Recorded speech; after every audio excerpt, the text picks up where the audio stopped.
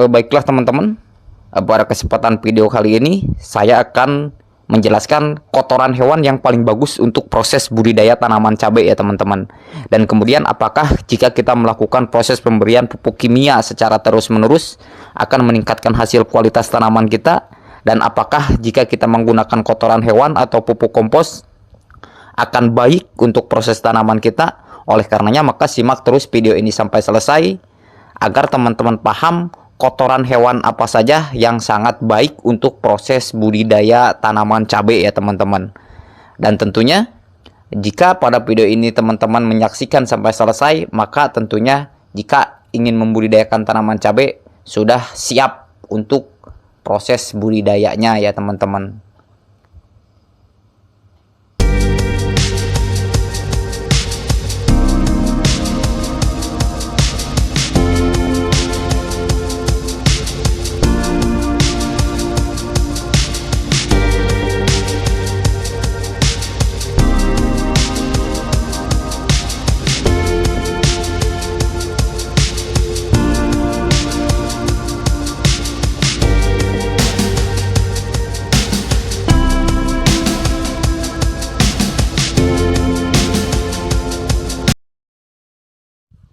Kotoran hewan untuk proses budidaya tanaman cabai kita kategorikan ke dalam dua bagian, yaitu kotoran hewan unggas dan kotoran hewan mamalia ya teman-teman. Nah, dibandingkan dengan kotoran hewan unggas dengan mamalia, maka untuk unggas kotorannya lebih bagus ketimbang kita menggunakan kotoran hewan mamalia ya teman-teman. Oke, baiklah teman-teman.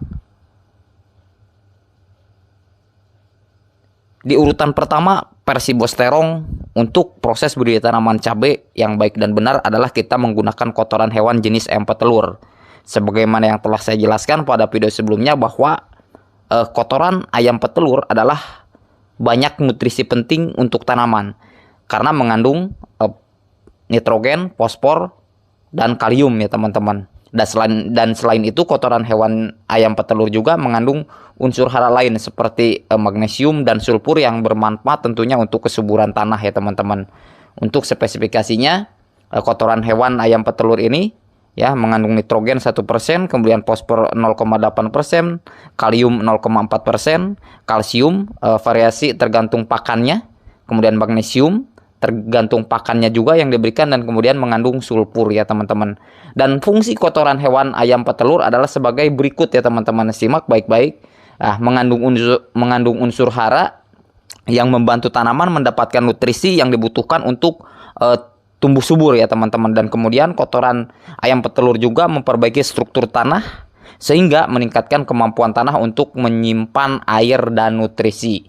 Dan kemudian kotoran ayam petelur juga menambah kandungan humus sehingga meningkatkan kesuburan tanah secara alami. Dan kemudian kotoran ayam petelur pun meningkatkan aktivitas mikroorganisme tanah, membantu proses pembentukan humus dan pemecahan bahan organik di dalam tanah.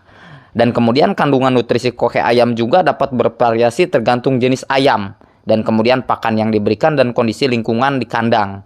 Koke ayam petelur juga telah melalui proses fermentasi atau proses pemeraman, atau kita sering menyebutnya dengan cara dikompos, maka akan lebih aman dan mudah diserap oleh tanaman.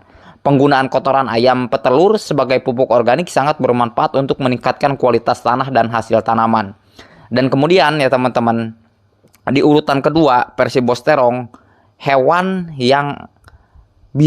kotoran hewan yang bisa kita buat pupuk untuk proses penanaman cabai adalah kotoran kambing. Kenapa kotoran kambing, Bang? Tidak kotoran sapi atau tidak kotoran domba, tidak kotoran kuda ya, teman-teman.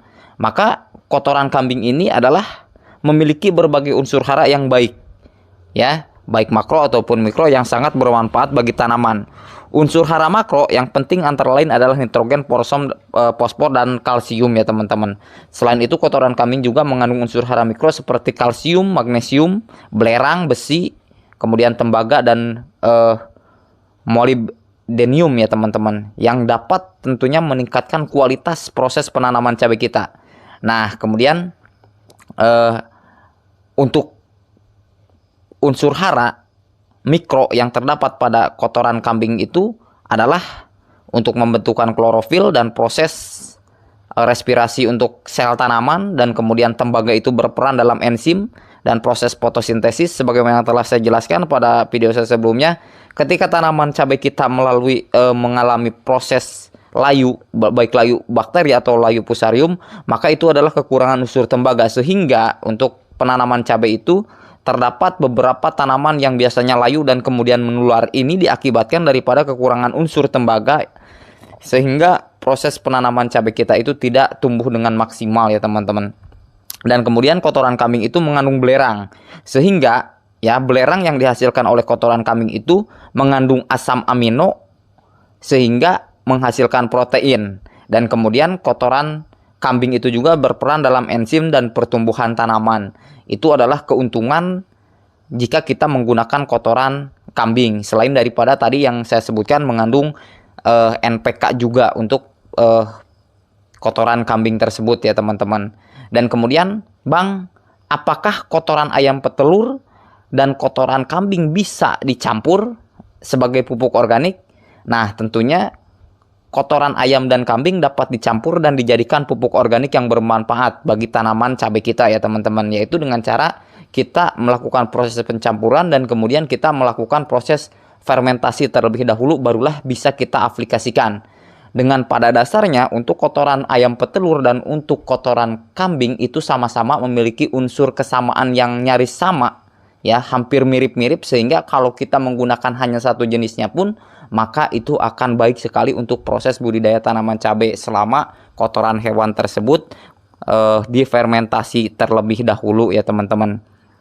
Dan kemudian untuk proses pembuatannya ya, kotoran ayam dan kambing bisa dicampur dengan bahan lain seperti sekam padi, kemudian serbuk gergaji atau bahan organik lainnya untuk membuat kompos ya teman-teman. Dan fermentasi itu sendiri adalah kotoran ayam dan kambing juga difermentasi untuk meningkatkan kualitas pupuk yang mengurangi bau tidak sedap.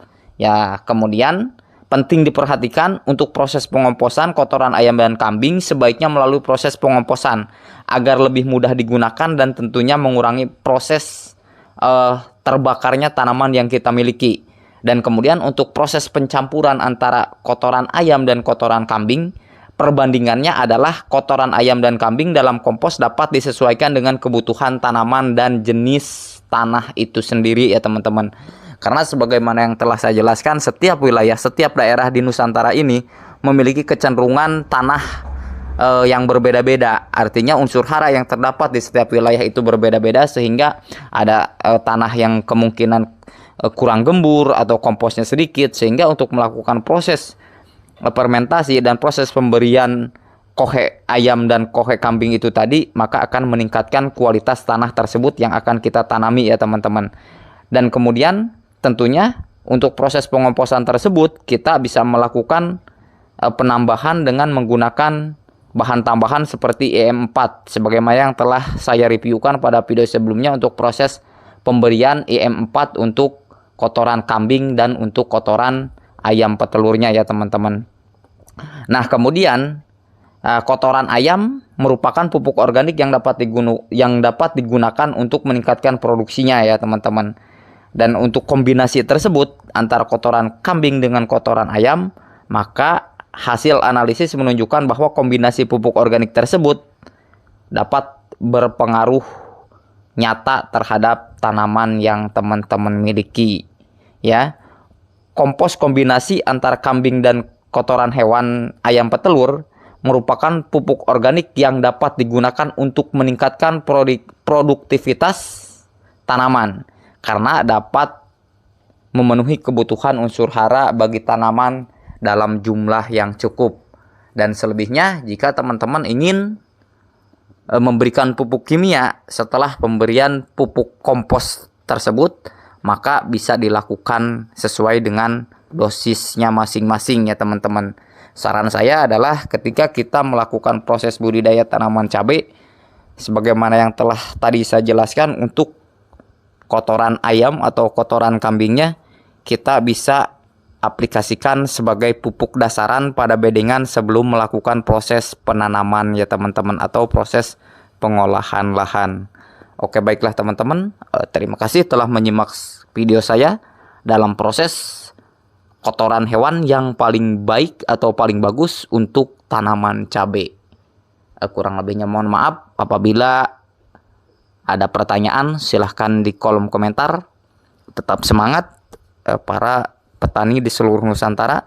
Seperti biasa, tanpa pangan yang cukup, maka bangsa dan negara tidak akan maju. Oleh karenanya, maka jangan perhatikan dulu harga, tetapi fokuslah dalam proses budidaya, karena tanaman yang baik dan subur itu adalah cita-cita bagi seluruh petani.